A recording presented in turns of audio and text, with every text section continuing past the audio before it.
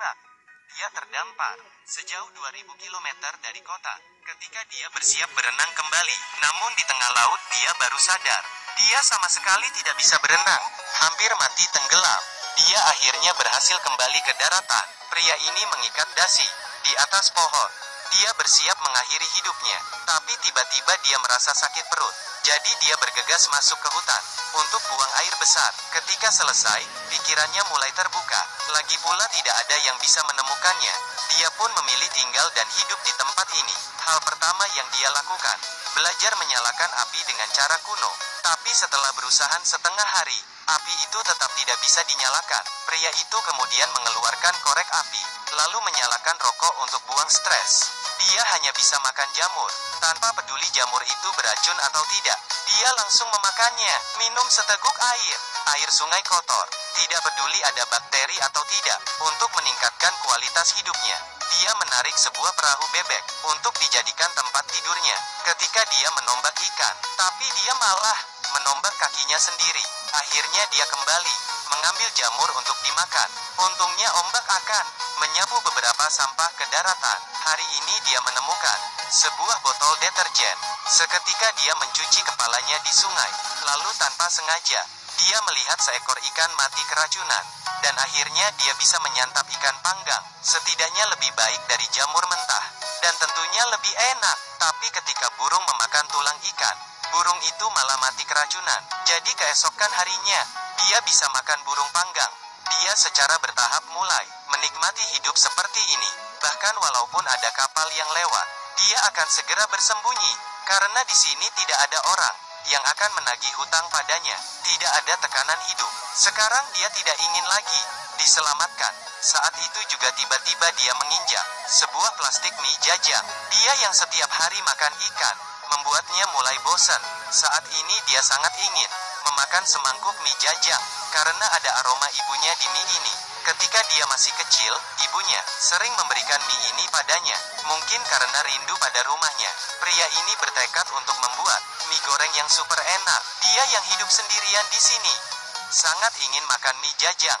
Jadi dia mengumpulkan rumput liar, dihancurkan menjadi bubuk, lalu menuang air ke dalam, diaduk rata.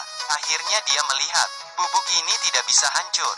Dia terpaksa harus memakan ikan lagi. Saat ini di atas perahu bebek ada taik burung yang menginspirasinya. Burung memakan biji-bijian, maka artinya tinja burung bisa dijadikan pupuk. Memikirkan ini, pria itu mulai mengosok kotoran burung. Dengan cepat dia mendapatkan sekelompok biji. Lalu dia menemukan sebuah lahan kosong untuk mencegah burung memakannya. Dia membuat sebuah manusia sawah, menunggu tanaman itu tumbuh. Dia menjalani kehidupan yang indah setiap hari, bangun di pagi hari dan berolahraga, lalu pergi ke sungai menangkap ikan, dan naik ke pohon, mencuri telur burung, membuat telur omelet, membuat teh dari kaleng aluminium bekas. Dia menyimpan keringatnya sendiri, dijadikan garam makanannya. Dia telah menjadi seorang ahli alam liar. Tidak disangka ternyata ada seseorang yang setiap hari selalu memperhatikannya. Dia menemukan botol yang berisi sebuah kertas yang bertuliskan, "Halo." Dia tiba-tiba ingat kalau dirinya di atas pasir pernah menulis kata halo. Dia segera mengubah halo menjadi, "How are you?" Akhirnya dia segera mendapatkan balasan dari orang itu. Dengan begitu, setiap hari mereka belajar bahasa Inggris bersama.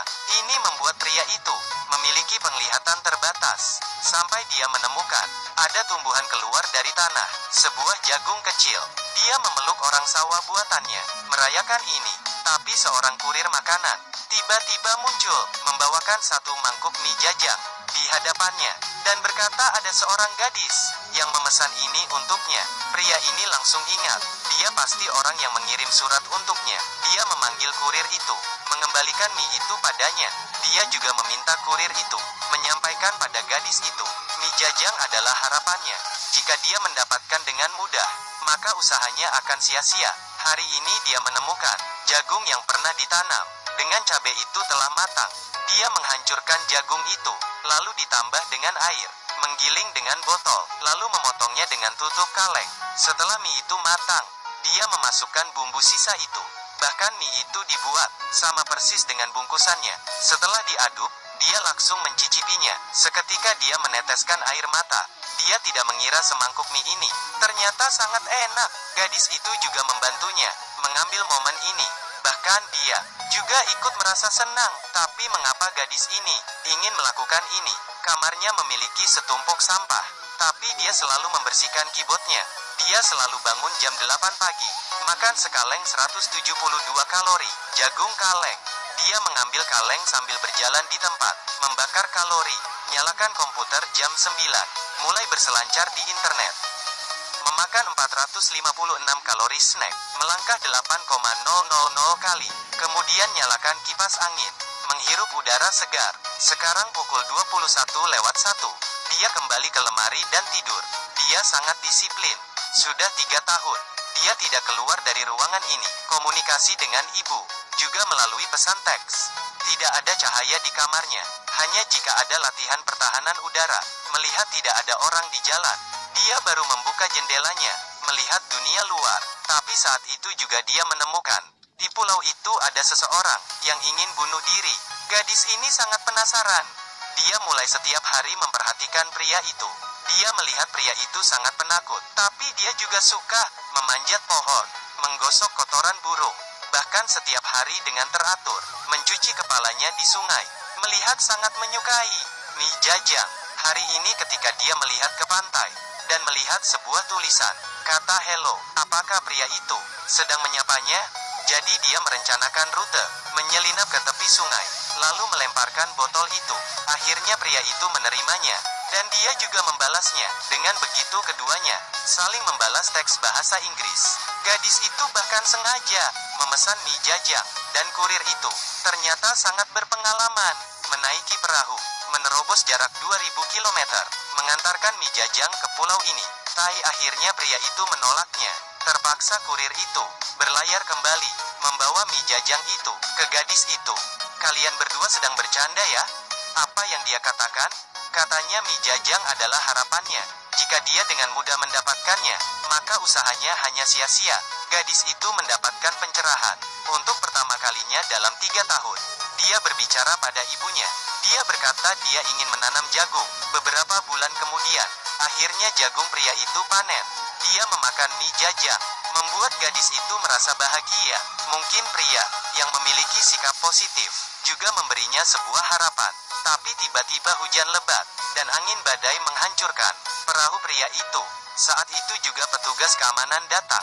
Mereka membawanya kembali ke kota, membuat gadis itu terkejut. Dia ingin pergi menyelamatkannya, tapi karena bekas luka di wajahnya, dia tidak berani bertemu dengan orang. Tapi melihat pria itu duduk sendirian di taman, dia tidak peduli lagi. Dia berlari keluar di jalan. Namun ketika tiba di sana, pria itu hanya meninggalkan sepatu botol bututnya. Ternyata pria itu sudah naik ke bus. Dia mengira pria itu telah meninggalkannya. Tapi sirene pertahanan udara tiba-tiba berbunyi, sehingga semua bus dan mobil juga berhenti. Gadis itu berlari ke arah bus, berkenalan dengan pria itu, berkata dia adalah gadis itu. Keduanya pun tersenyum. Mereka pernah masuk dalam kegelapan, tapi mereka saling memberi harapan, saling menyelamatkan. Hidup selalu tidak bahagia, tapi ingatlah, asalkan Anda